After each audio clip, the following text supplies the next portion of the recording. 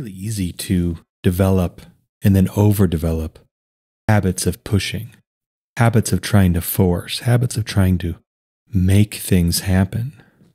But what's really easy to overlook is all this pushing, all of this force, all of this attempting to control precisely what happens and precisely when it happens comes at a cost.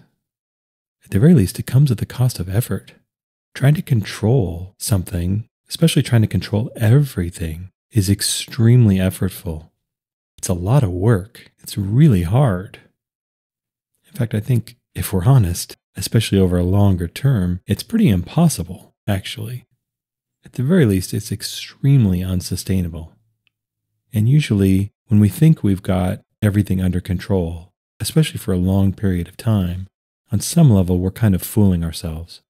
On some level, we're kind of tricking ourselves to think that we've got everything under control, everything is under wraps, everything is going exactly to plan, exactly how we expect it to, exactly how we want it to. But of course, that's not actually how life works.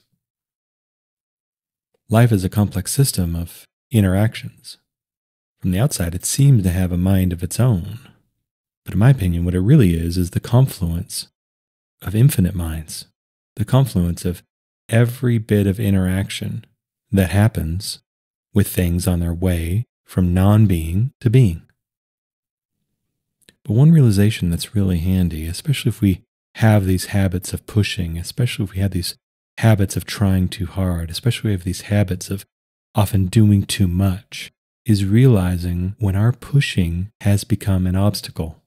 Perhaps when our pushing has become the obstacle.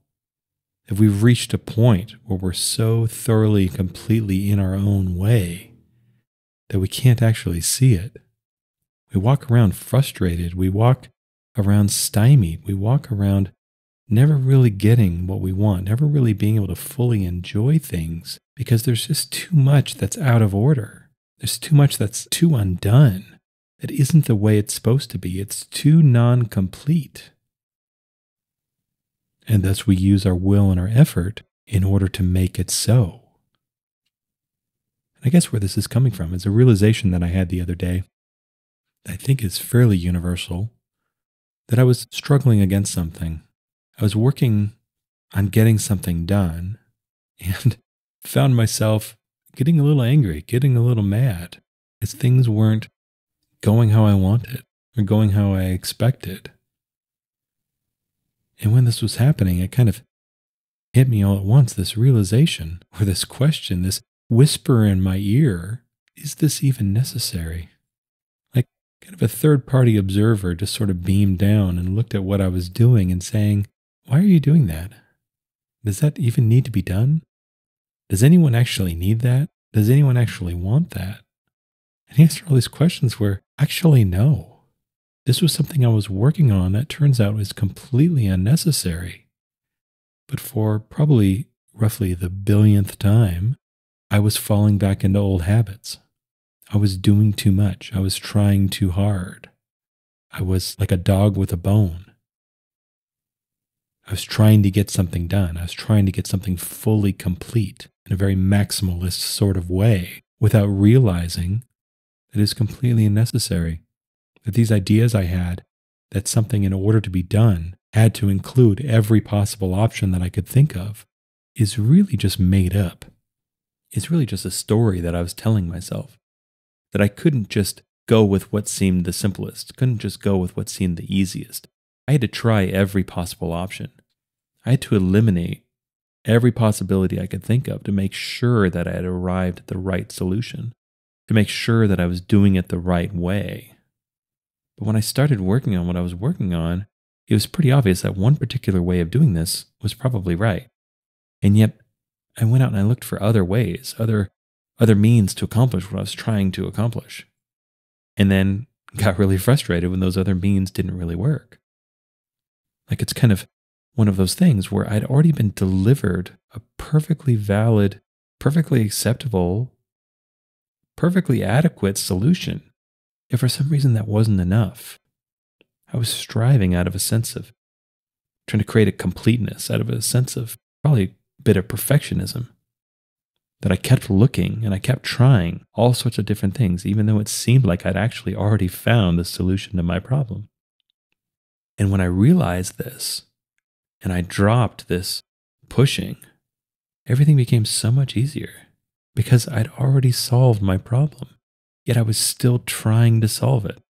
I was still trying all sorts of different solutions out of a sense of completeness. If I'm honest, out of a sense of fear that I had missed something, that was just too easy.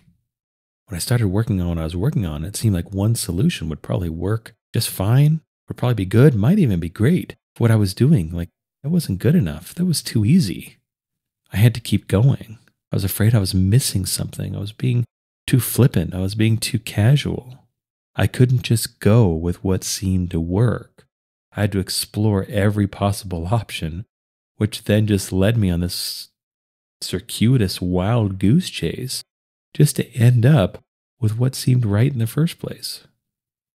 But more than that, everything I was getting frustrated about, everything that wasn't working, were all of these alternatives, were all these options that I had added out of a sense of completeness, out of a sense of trying to do everything, trying to cover every base, trying to think about every angle, trying to entertain every possible solution, even though I'd already gotten kind of an intuitive nudge or an intuitive hit that I'd already found it. But I had found it so early and so easily that I dismissed it. I didn't give it its due credit. I didn't give it its due attention because it was just too easy. But the funny thing is, more often than not, this is my experience with how creativity actually works. It isn't this slog, it isn't this strain. That the most important aspect of creativity is that we know what we're trying to create. We know specifically what we're trying to make, what we're trying to build. We know what it's supposed to do. We know vaguely what it's supposed to be like. We have an idea. We have a thought form of the form that we're trying to create. And all this is fed out of a desire. We strive to create because we want something. We want something different. We want something to be different. We build a container for our creativity through our desire. And once we want something, and once we're clear about what we want and why, and once we're aligned with that, oftentimes the solution just seems to pop in on its own. In a funny way, it seems to show up when we're kind of thinking about it the least, when we're trying the least. Sometimes when we'd actually forgotten what we're trying to create, it's just poof. The ideal solution shows up, but it doesn't show up in some grandiose package. It's not this giant fireworks display of creation. It's a little more subtle. It's a little more easy. It's something that just fits. It's efficient. It's tailor-made for what we're trying to make, what we're trying to build, what we're trying to construct, what we're trying to create. And oftentimes we don't really pay attention to it because it doesn't really call a lot of attention to itself. It's not grandiose. It's not in our face. It's not loud. It's just something comes in, and it's almost like we have to stop and look at it to realize how perfect of a solution it is. It's so easy for these things to fly right on by, for us to not even know they're there, for the solutions or what we're trying to create to appear, but we don't even notice them. We don't notice them because they don't fit our ideas about what they should be, or we're just trying so hard, we're just doing so much, we're creating so much noise through our own thinking and effort and activity that we don't actually notice what's really happening, what's really coming to us. Because all this pushing, all this trying, all this effort creates a lot of friction. All this pushing is resistance. And when we're trying and striving and doing everything we can to make something happen, that can very easily turn into an obstacle. That can very easily turn into a situation where at the very least, we're not really paying attention to what's actually happening because we're so engrossed in our own effort. But more than that, we're pushing against the very solution that we're trying to create. We're not actually listening. We're not actually set up to receive because we're pushing so hard. We've erected this obstacle of our own pushing. And it's something that can be easily overlooked but this is one of the reasons why going through life being open is actually really challenging. Because so many systems, so much about our culture, so much about how we're raised, so much of how the incentives in our culture work pushes us towards making things happen, pushes us towards force. But the creative act is a two-way proposition. We come to it with our desire. We come to it with something specifically that we want. We come to it with our own container, which then gets filled through us receiving creative energy. Sometimes this happens in our world. Sometimes we really want something and poof, it just appears. We didn't actually have to do anything. We wanted something, and one day we find ourselves in a situation where someone just hands it to us, or it's just there.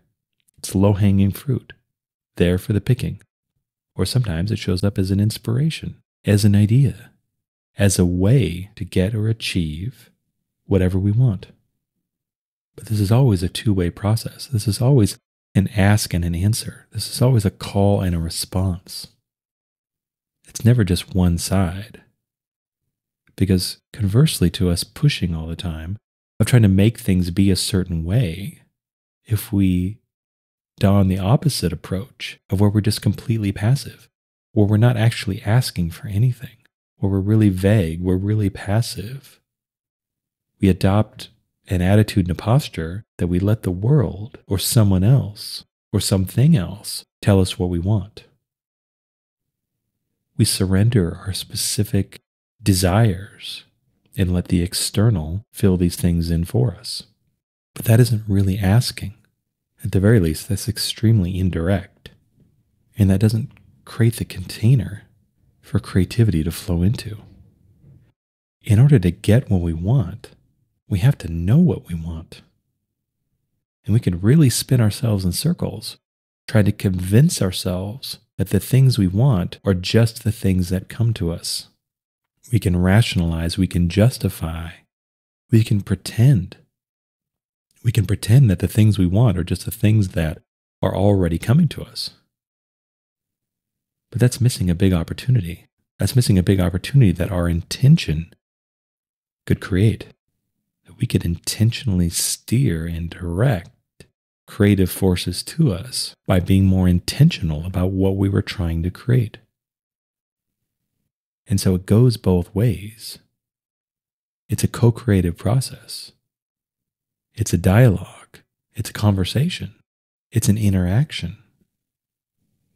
That when we find ourselves very clear about what we want, one of the side effects of this clarity can often be pushing. That when we've gotten really specific about what we want, that can really lead us down a road of trying to push, trying to make things happen.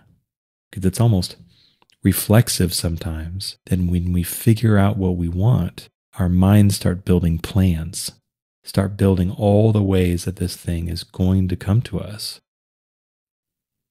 And then either we embark on our parts of the plans, or we have an eagle eye waiting for signs and clues that these things are on the way.